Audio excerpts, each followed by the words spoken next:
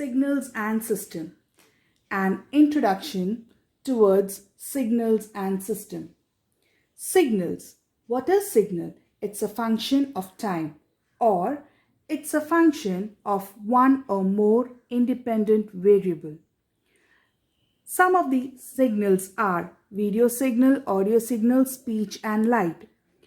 What is noise? Is it a signal?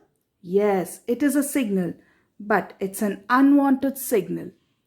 The signals are classified into continuous and discrete signal. A continuous signal is represented with x of t and discrete signal is represented as x of n.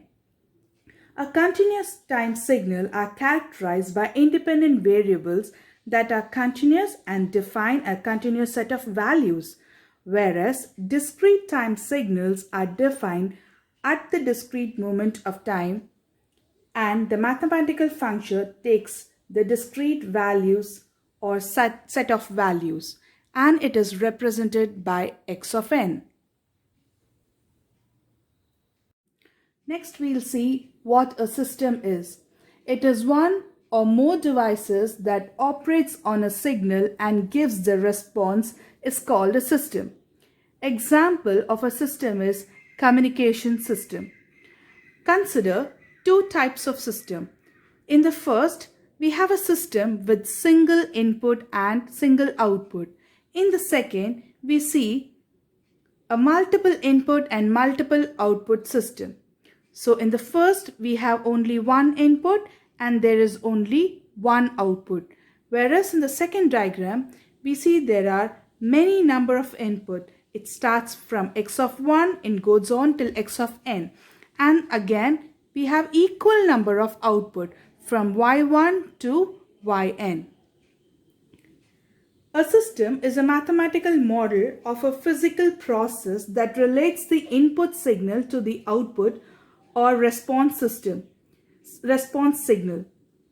It is mathematically given as y is equal to t into x, where y is the output, x is the input, and t is the transformation or mapping of input to output. Here given are some of the standard signals. The standard signals are also called as the test signals or basic elementary signals. Some of the standard signals are unit step signal, which is represented by u of t, unit ramp signal represented by r of t, then comes sinusoidal signal, and then unit impulse signal, which is also called as delta signal, del of t, and then pulse signal, signum function, exponential signal, rectangular signal, triangular signal, and finally the unit parabolic signal. Out of this, the unit step signal, unit ramp signal, sinusoidal signal, unit impulse signal are very much used in the problems. The pulse signals are further divided into rectangular pulse, cosine pulse, direct pulse, Sync-Nyquist pulse.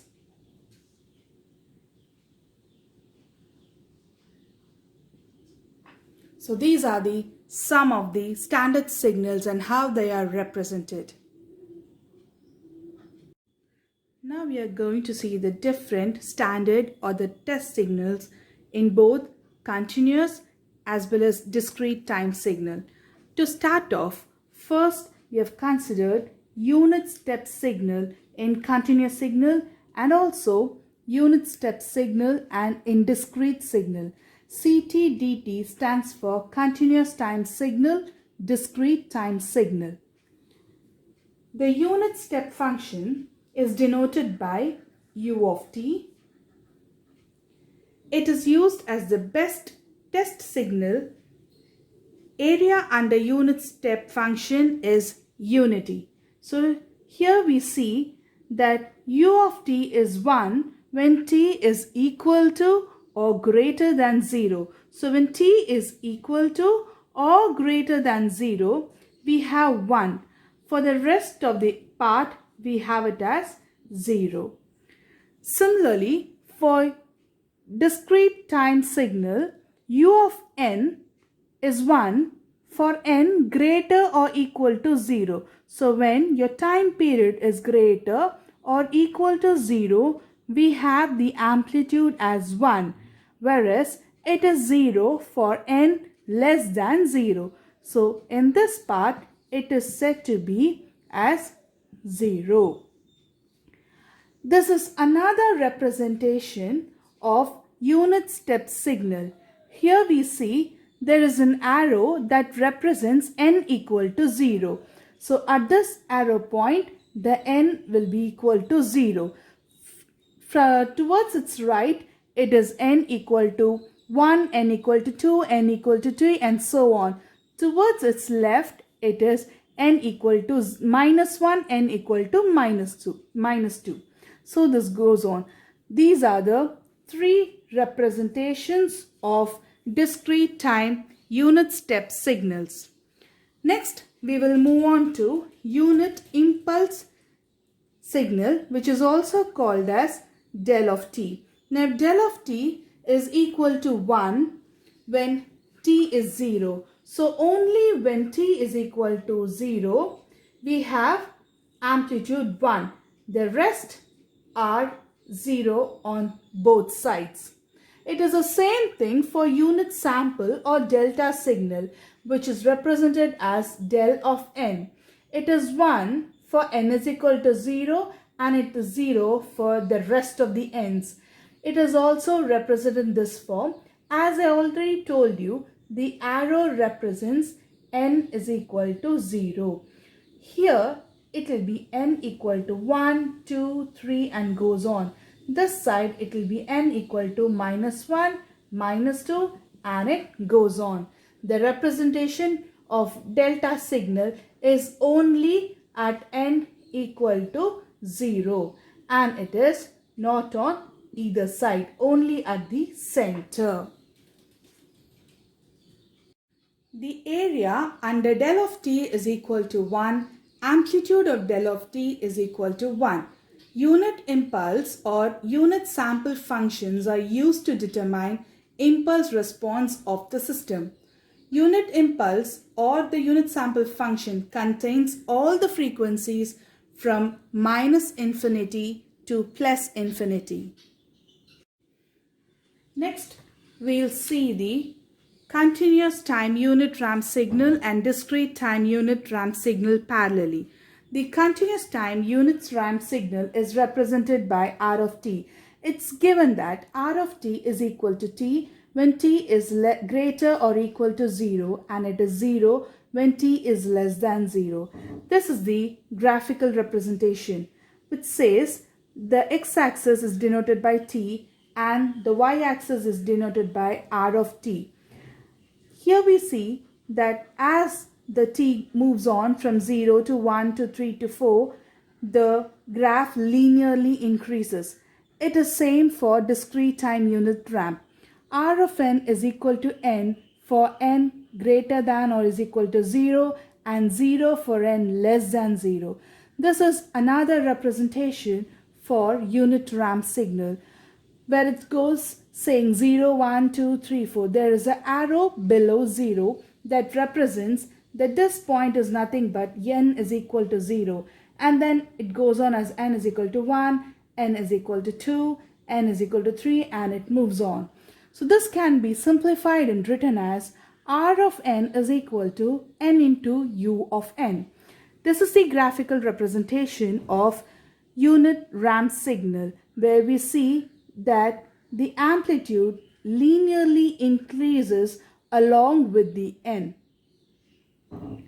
The fourth one is the sinusoidal signal for a continuous time signal and sinusoidal signal for a discrete time signal. It is represented by x of t is equal to a cos omega t plus or minus 5 or A sine omega t plus or minus phi.